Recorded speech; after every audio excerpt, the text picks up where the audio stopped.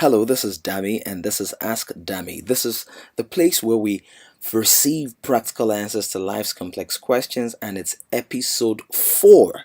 Can you believe that? 4 weeks gone already. Actually, more like 5 weeks because we had the intro week and then we had the 4 weeks, 5 weeks in total.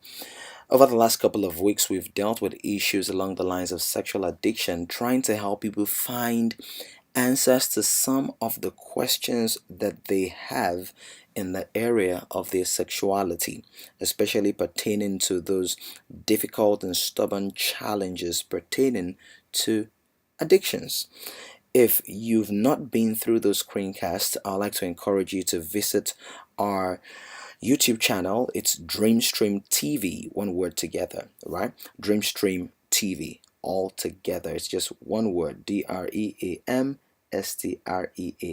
TV on YouTube, and you can have a recap of all of the. Well, this week we're moving swiftly on to another important question, and a gentleman sent this to me a couple of days ago. He says, "Dear Pastor Dami, I visit your blog and read your posts on life issues. However, I'm yet to see any write up on the subject matter, attitudes. I'm currently in a dilemma at my workplace as a result of this, and I don't know what to do about it. My colleagues tell me I have a bad attitude, but I do not feel I do. I'm deeply concerned that I might be wrong, and I need help in fixing this problem as it is beginning to affect the quality of my work. I want to change my attitude so that I can be more accepted in my work environment and among my friends. I look forward to hearing from you. Thanks, Obina." This is very important because attitudes affect many things. Some people say attitudes are everything or attitude is everything. That might not be accurate, but what they mean to say is that attitude or our attitude affects many things in our lives. Our attitude could determine how far we go, how well we fare, and how much we're able to achieve in our lifetime. This is very key and critical because the way you respond to circumstances and situations, your viewpoints, your stance, your perspectives, your opinions, your reactions, all of those things are cardinal factors or indicators of your attitude, which in turn affect how you receive people, how you maximize or ignore opportunities, and how you're able to forge ahead in life. And one of the things about attitude is that it smells. So it's either you have a pleasant attitude or you have what some people call a stinking attitude. I know it hurts when somebody shows up out of the blues and with a grimace on their face says to you, "Your attitude stinks." Maybe not in those exact words, but maybe they'll say you have a nasty attitude, or you're awkward, or you're snobbish, or you're rude, or you're proud, or you're arrogant. I don't know what the words are in your situation, but I've had times in my own life where people have told me things either based on their right perception of me or the wrong perception of me. And it's key for us to realize that no matter how good you try to be, somebody somewhere will have an issue with you. However, not every criticism that comes your way is wrong. Not everybody is trying to hurt you or get you upset or get you worked up. Some people are going to make an objective analysis of how you're coming across to them. And it's important for all of us to be humble enough to be able to receive the feedback that other people give to us. I know it's human nature for all of us to expect you to say good things about us all the time. I love it when people compliment me. But I'm also learning that sometimes it is better for somebody to tell you the truth. It hurts now, but it's going to help on the long run than for somebody to tell you something that placates you now, but is going to hurt you or even harm you on the long run. So realize that you have blind spots. Now, if people begin to tell you the same thing over and over and over and over again, it could be important. In fact, it becomes important for you to pay attention to it, especially when people are beginning to raise the same issue from different perspectives and different backgrounds, maybe at home, maybe in your place of work. So let's deal with this issue of attitude. Now, if somebody comes to you and says you have a nasty attitude, you could either go, well, I really don't care about what you think about my attitude. I am who I am. This is the way I am. Have you ever heard anybody say that? This is who I am, and I love my attitude problem. I don't plan to change. I don't intend to change. You're not worth my changing. I will not make an effort to change. This is who I am. Or you might be one of those people who love to shift the responsibility to God, and they say, you know what, Lord, change my attitude. If yes, I realize I have a bad attitude and people talk about me and people try to correct me, but I really don't care about that. God, it's your responsibility. If you want me to be better, make me better. If you want me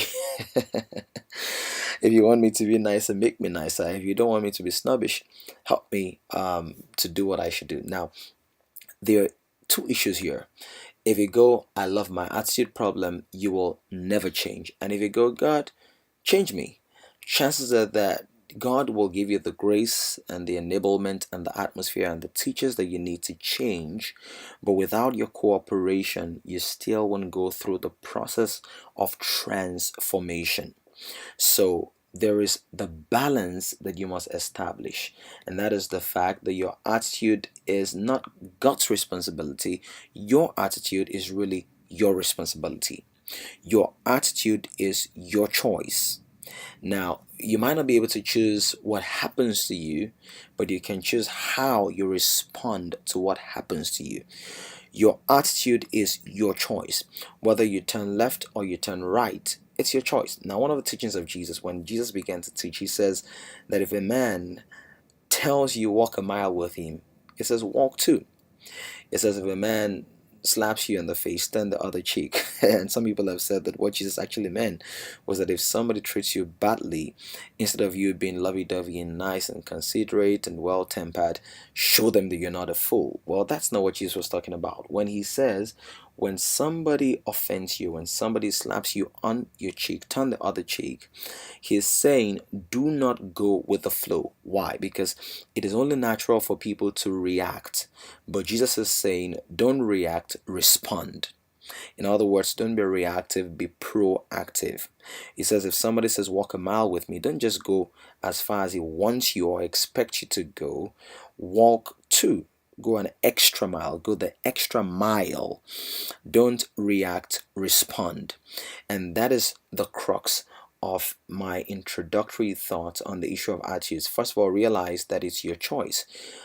People are going to offend you, people will say nasty things about you, whether you're good or not, but you can choose how you respond to those things, how you respond to circumstances, which in many cases might not be favorable and might not be in perfect alignment with your expectations, your goals, your dreams, your projections, your thoughts, and even sometimes your prayers.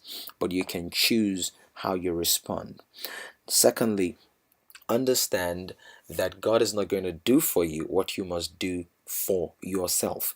In the next teaching, I'm going to go in depth and I'm going to show you how your attitude determines your future, affects your opportunities, and impact your relationships. So you don't want to miss the next screencast. Meanwhile, I really want us to get talking on all of our social media platforms and devices. I am always excited whenever it is I find somebody following me on Twitter or sending me a DM on Twitter. So follow me on Twitter at Damilola Online, and on Facebook you can like my page at facebook.com/Damioluwatoyinbo.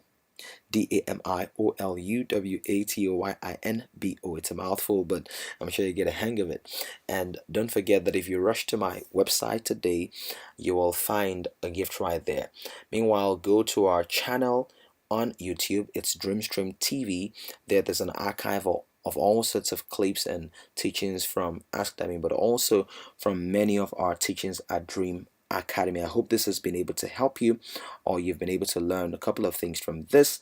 I look forward to our next screencast when I will hold you by the hand and really break this down, how you can change your attitude and become a more, if you will, likable person in the workplace, so that you forge ahead as a team with your colleagues. God bless you. Stay on top. Remember that you are the solution to somebody's problem and you're the answer to somebody's question. Be kind enough to leave a comment under this, share the link, spread the word, and I'll see you next week.